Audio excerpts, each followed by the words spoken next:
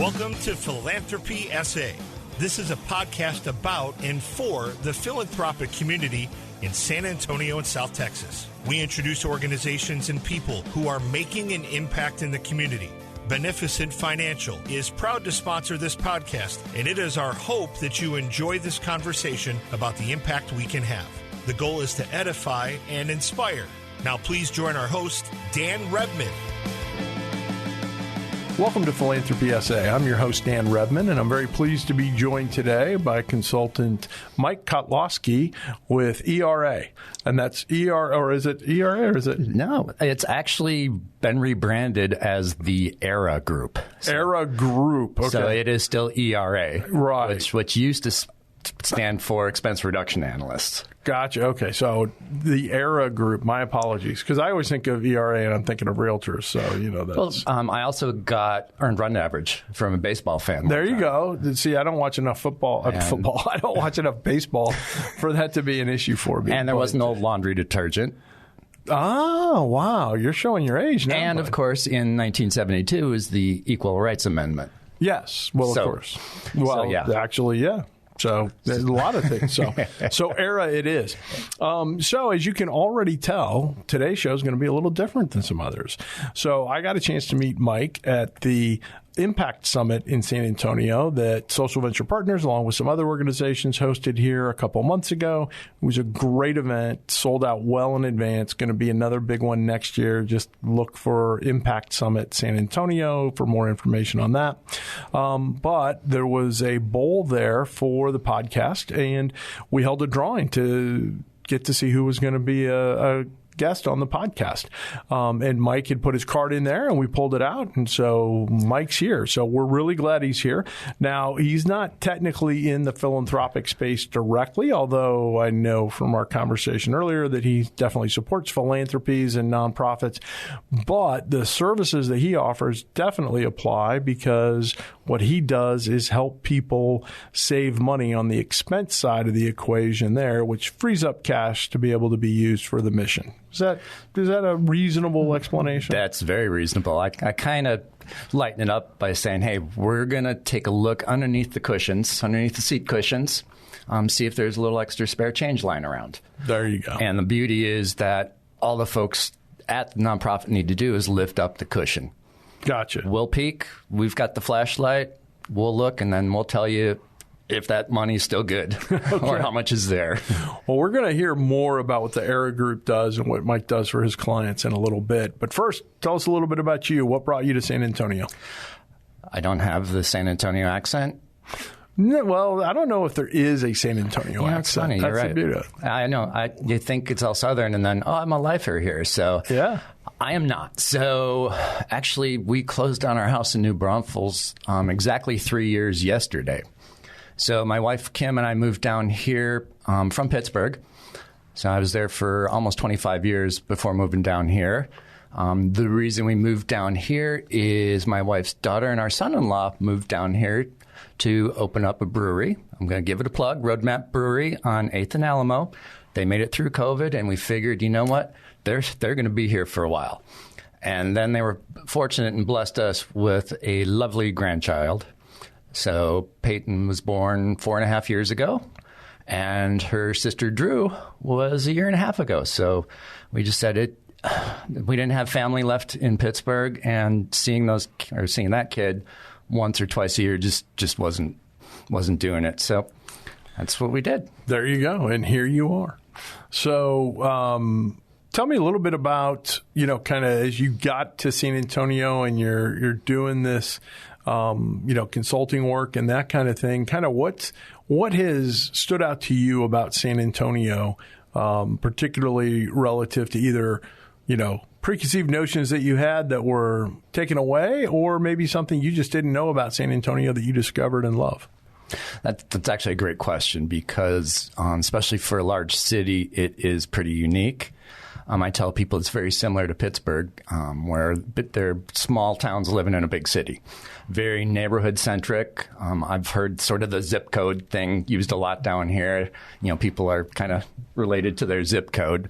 But the people are friendly. They're nice.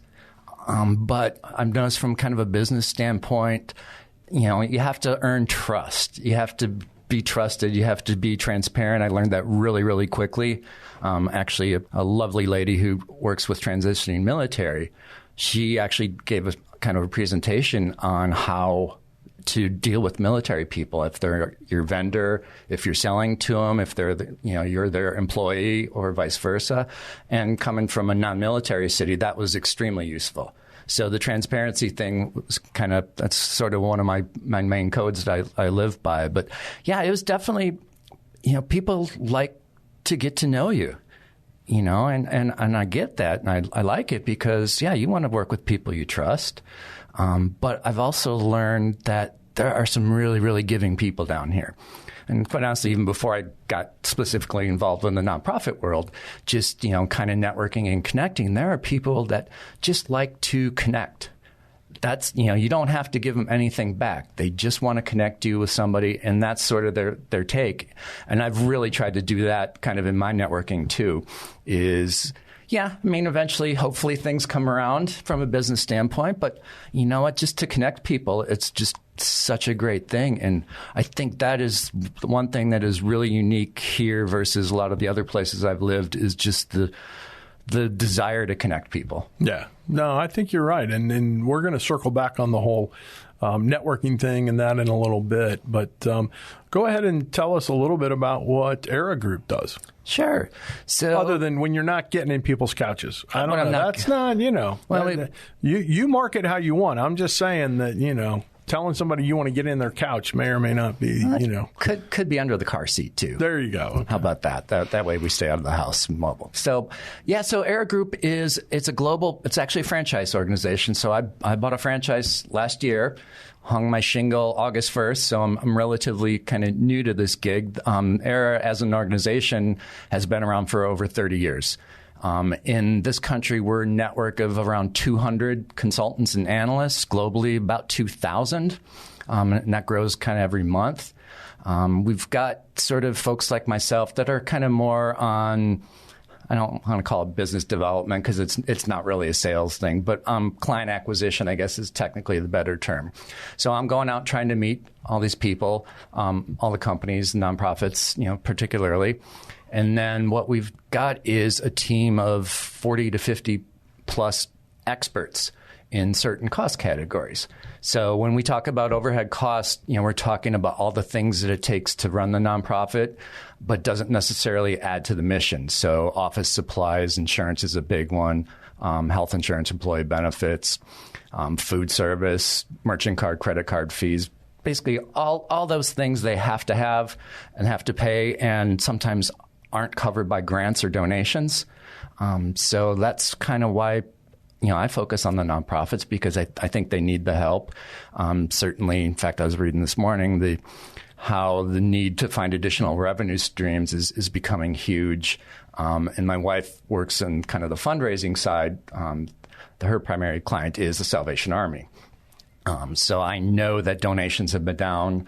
It's a challenge. I also know that people, financial people aren't keen on fundraising and paying for it. So that's kind of where I come in and say, hey, I can get my team of experts to take a look at your financials to figure out if there's ways to optimize your process, your products, or if there's some cost savings. Again, we do all the work, and what we're going to do is hopefully get you some money that, isn't earmarked for anything, so you can help with the mission. I know employee retention's also huge, and kind of the pay differentials between the nonprofit and for-profit world. So we're trying to find ways to help them, stay sustainable and really further their mission and their impact. Right.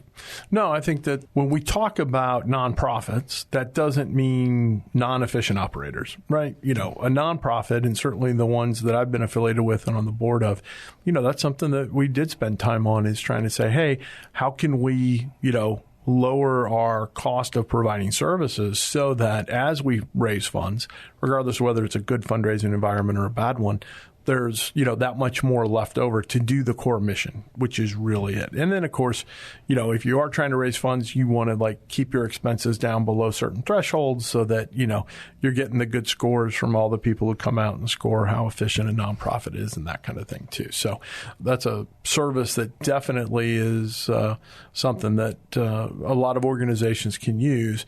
Now, I also know, though, that you've got only certain size organizations that you can help directly. Is that correct? Yeah, I mean, we have sort of a sweet spot. We tend to say it's going to be organizations that are 10 million in revenue and above. That's just kind of a general ballpark because it really depends on how much they spend. I have a colleague up in Pittsburgh who signed a company that's $2 million, but they had over $1 million in expenses. And the reason we need to do that is because we work on a contingency basis. So we don't have any consulting fees. Everything we make is based on actual realized savings, not projected, the actual real savings. So we end up splitting that with the client, and then I have to split that internally with my network, whoever I'm working with. So we have to make sure, that the spend is big enough for not only us, but also for, the vendors, because, they have to have enough skin in the game to play. Sure. So if somebody's kind of in that area and they've met that threshold and that kind of thing, what's the best way for them to get in contact with you? Best way is to either call or text at 412-498-8883. Yes, that's a Pittsburgh area code. Mm-hmm. Or email at mkotloski@eragroup.com. I'm also very active on LinkedIn, so go ahead and ping me there. There you go. So we're going to look at, but here's the good news, folks. If you didn't meet those thresholds, Mike's going to give some free advice now here. So talk about some of the areas. You mentioned some of the areas that, tend to be the low-hanging fruit or the areas with the costs that you're most easily able to help people save on. You mentioned insurance and some other stuff. What are the types of things that your analysts are looking for in that maybe somebody who's in a smaller nonprofit and not in a position to be able to engage you directly like that can say, hey, this is something I need to at least take a look at? Yeah. And so my goal is, I lived in Chicago during the Jordan era, so be like Mike. My goal is to be like Dan. When I get there, I want to be able to give free advice and help folks out. I'm not there yet, folks. I made a pact with whoever was listening last year. It's like, I'm going to be there. I got to stop my charitable donations for a while. I got to get this thing kicked off, but I'm going to come back strong. And part of that, hopefully, is given back. But, yeah, so they're low-hanging fruit. So one of the ones we have is definitely office supplies, especially nowadays with Amazon, because when we go in, so basically just to step back, basically what we're going to do is ask a company or organization for their last year's spend. So we want to know how much they're spending and with whom.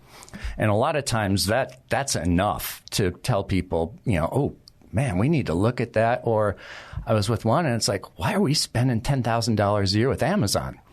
Well, it's like we all do. It's like, I need that. And I need it tomorrow or the next day. So I'm just going to order it as opposed to getting a purchase order or going through the processes there. So that's one area that's big. And I also kind of want to give a plug because that's one area where we can actually help smaller nonprofits.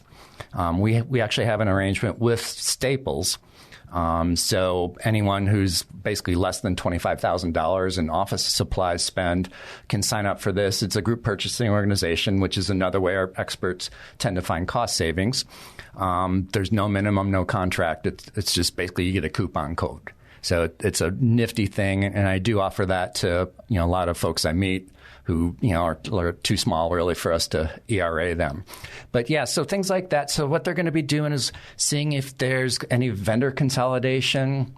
One thing I do is try to talk to local vendors as well, because sometimes a local vendor is going to be better than say Office Depot.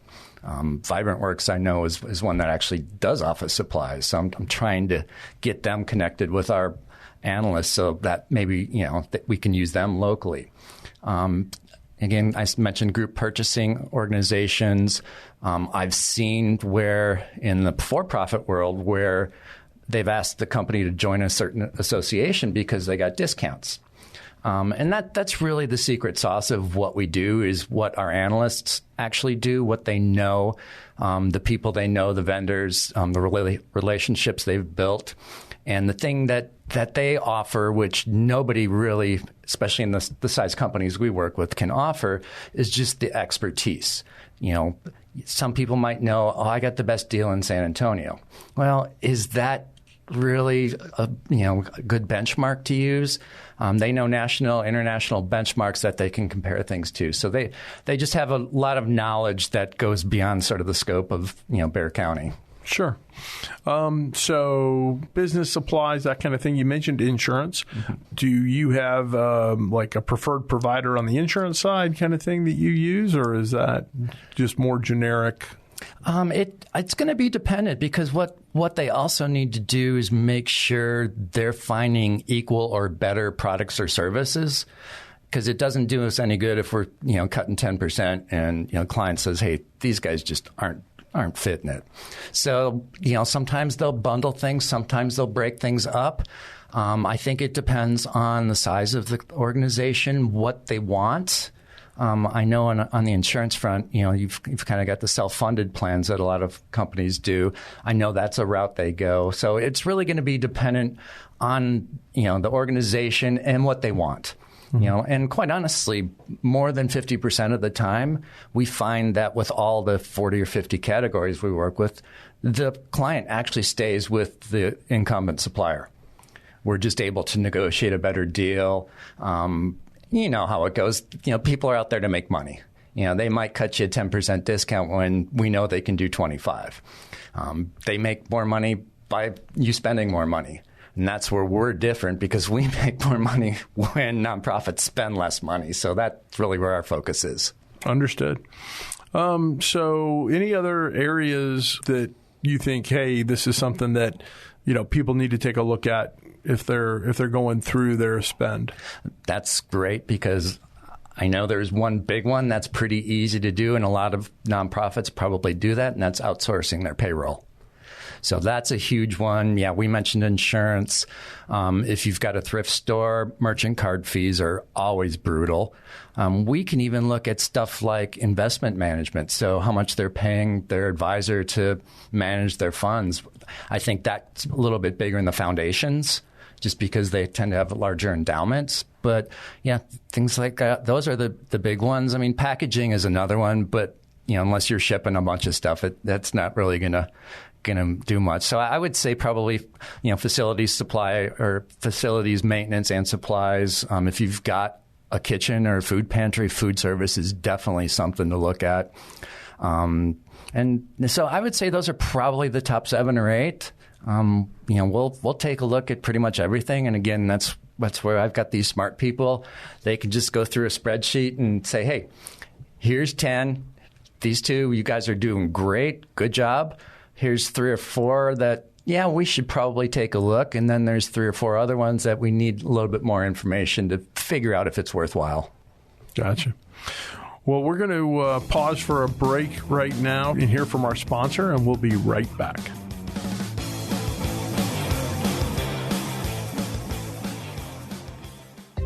Many of you out there care deeply about wanting to make an impact on the world around you. You want to help take care of the people and organizations that are important to you. We understand that because we feel the same way. Beneficent Financial wants to help you. Our mission is to help people like you with professional, individualized financial advice achieve their objectives. Whether your financial legacy will stay within your family or benefit the community at large, we are able to help. Call Beneficent Financial today at 210-999-5511. In addition to traditional wealth management, we offer philanthropic services such as direct donations of required minimum distributions, donor-advised funds, and foundations. Call 210-999-5511 or go online to beneficentfinancial.net. Let us help you do well so you can do good. Securities offered through Momentum Independent Network, member SIPC/FINRA.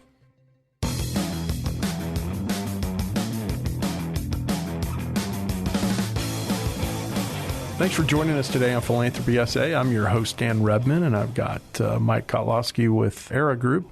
He's a consultant with them and helps organizations reduce their overall spending levels by becoming more efficient. So we've talked a lot about the areas that you're in and that kind of thing.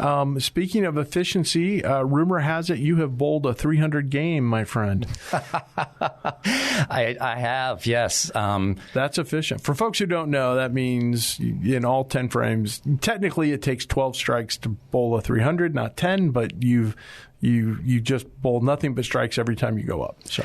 Yeah, that was probably about 6 years ago. I have to say, from kind of a personal standpoint, that was one of the coolest things I ever did. If you're a bowler, and I grew up in Wisconsin, which is why I talk this way. So I started bowling when I was in first grade, and I used to be pretty good. I think I've slipped a little bit, but never ever got close. And then I think it was like the first night of a league a couple years ago. I was on. And the greatest thing about it is you're drinking the rest of the night for free. People buy you stuff.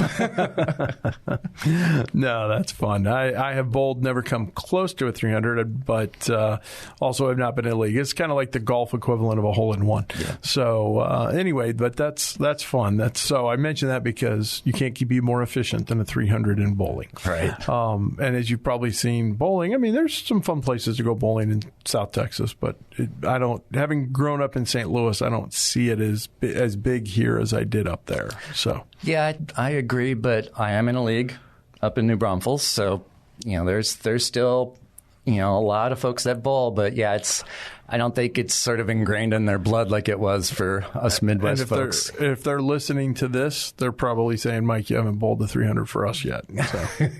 True. But anyway, so that's kind of a fun personal note. So let's take a step back and not necessarily from the perspective of like just cost containment and that kind of thing. What are some of the things that you're picking up as you talk to nonprofits and that kind of thing? You mentioned earlier about donations being down. So is that something that you're seeing is across the board? Because certainly, development, is always a challenge. But is that something that you're seeing kind of across the board? I think so. And especially this year. I didn't even really think about it till a couple months ago. There's actually CFO of a nonprofit out in California mentioned that they're struggling because it's an election year. And since it's a highly contested, there's a lot of funds from sort of the same donor pool that are going to elections versus to nonprofits. So I think the challenge is there for that. I don't know if it's, generational thing as well, trying to get the new donors. I know I can listen to my wife from the development side, just trying to find new pools of donors. And so that's definitely there. I mean, the one thing, part of the reason we do what we do is with the size organizations is these folks at nonprofits are wearing so many hats. I mean, they're busy, especially the EDs. They're constantly doing stuff. And I kind of think we're sort of a breath of fresh air because we can actually take work off of them, put money in their pocket, and again, don't have them to go fundraising some more. Because I have heard from some folks that fundraising isn't their funnest thing. I got to admit, I was on a board of a nonprofit up in the Pittsburgh area, and I thought my job was just to show up and vote. And, we're supposed to fundraise? It's like, don't know how to do that. So, yeah, those are kind of the big things. And I think also there's starting to become a trend for nonprofits to operate more like businesses. And I think those are probably because, board turnover is starting to happen quite a bit.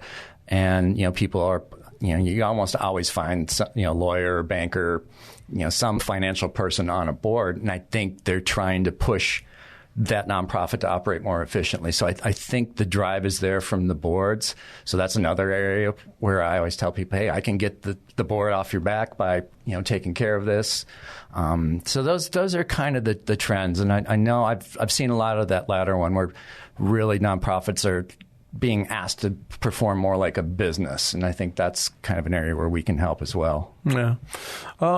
So as we're looking at working with nonprofits, so as someone who's a vendor, if you will, to nonprofits, and you had sales experience, in other industries and that type of thing before you started doing this.